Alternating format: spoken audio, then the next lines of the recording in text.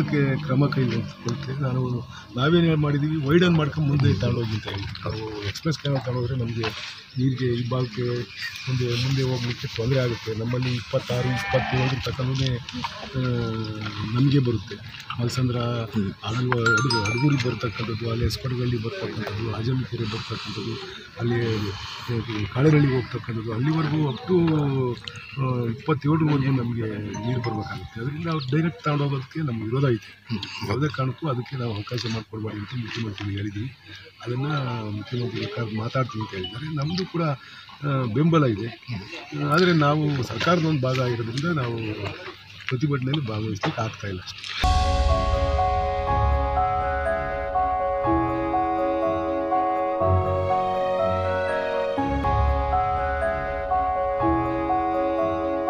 ಗುಣಮಟ್ಟದ ಚಿನ್ನ ಹಾಗೂ ಹಾಲ್ಮಾರ್ಕ್ ಬೆಳ್ಳಿ ಎಲ್ಲಾ ರೀತಿಯ ಆಭರಣಗಳು, ಒಡವೆಗಳನ್ನ ಮಾಡಿಕೊಡಲಾಗುತ್ತದೆ.